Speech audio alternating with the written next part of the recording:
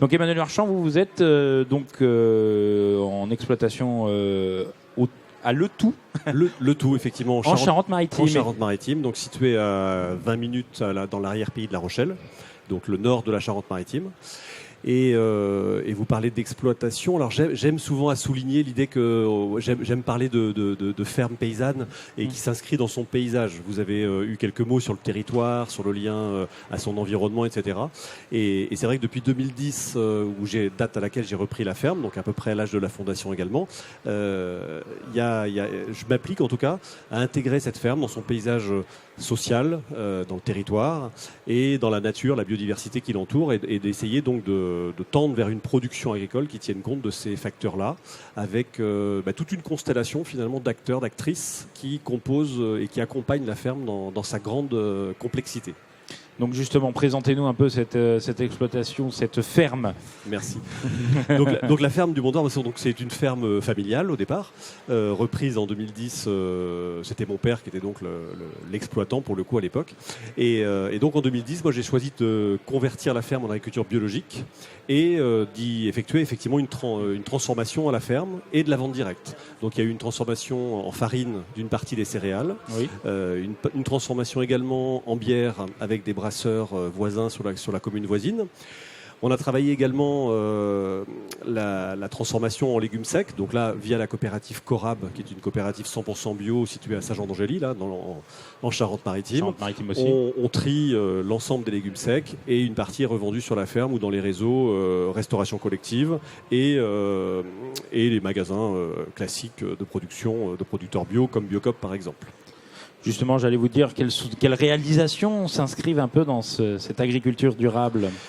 Et bien donc l'agriculture, sur la ferme du Mont d'Or, elle est située dans un paysage assez ouvert, le paysage de la plaine de l'Aunis, qui est dans l'arrière-pays de La Rochelle, et paysage dans lequel, de mon point de vue, il manquait beaucoup de corridors écologiques qui accompagnent la production à la ferme. Et donc plutôt que de travailler contre la nature ou à côté de la nature, moi j'ai fait le choix de travailler avec le soutien de la nature. Et pour ce faire, j'ai donc libéré 10 hectares à mon installation pour recréer des corridors écologiques. Et donc on a planté avec des citoyens, des citoyennes, des chasseurs, des gens de la LPO, tout un collectif assez impressionnant. Donc on a 150 personnes tous les ans qui viennent planter des arbres. Et on a planté 20 000 arbres sur la ferme depuis 2010. Ce qui constitue à peu près 10 km, même 13 km de haies et 27 hectares d'agroforesterie. Et ce qui a fait l'objet de la visite des experts sur la ferme, c'était qu'on est passé à l'étape création de zones humides. Et donc on est situé plutôt sur une zone, sur les points hauts de l'Aunis, à savoir 37 mètres quand même, attention, c'est oui, pas rien. Et donc il n'y a pas d'eau qui ruisselle. Et donc on a créé des mares, 10 mares, avec un projet de création de 10 mares complémentaires. D'accord. En gros, une par parcelle, à peu de choses près. Et ces mares-là viennent en soutien à l'ensemble de la biodiversité de la ferme. Biodiversité qui a plusieurs axes de travail, c'est-à-dire qu'on va travailler en priorité sur la biodiversité liée à la production agricole. Donc l'ensemble des auxiliaires de culture sont favorisés sur la ferme.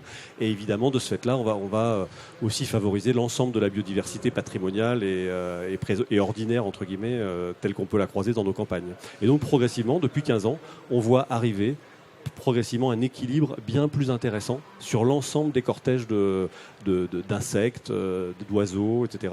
Et c'est une des particularités de la ferme. Du coup, ça fait un petit oasis d'une centaine d'hectares dans le paysage de l'Aunis qui est très ouvert et qui est un peu triste pour le coup. J'allais dire, les perspectives pour l'avenir, qu'est-ce que vous voyez encore pour changer, grandir, toujours faire avec la nature ? Eh bien, tout simplement, les 27 hectares en agroforesterie, c'est un début. C'est-à-dire qu'il y a 82 hectares en production qui pourraient se retrouver à terme tous en agroforesterie. Donc voilà un chantier déjà de 30 hectares. 40 hectares d'agroforesterie complémentaires à minima. Oui. Et on va continuer la création de mares, on va continuer un certain nombre de choses pour finalement continuer d'accueillir ces auxiliaires de culture qui sont tous les ans suivis par la Chambre d'agriculture et on constate une augmentation progressive. Il y a une formation d'ailleurs sur la ferme qui s'est faite il y a quelques jours pour former les techniciens des chambres d'agriculture de France à ces questions-là. D'installation, d'aménagement agroécologique qui permettent de produire sereinement des pois, par exemple, sans invasion de pucerons. Oui, j'allais vous demander, peut-être qu'il faut un peu de pédagogie, de transmission pour que le modèle soit fait ailleurs. Oui, et puis sur la ferme, on a fait le choix d'être intégré à un certain nombre de réseaux. Des réseaux comme le réseau, on va dire, Paysans de Nature, qui est un réseau national qui travaille sur ces questions de biodiversité. On vient de s'inscrire, et je suis administrateur aussi au réseau EU Farm, qui est une structure européenne qui vise à faire de la promotion et à échanger entre pairs à l'échelle européenne.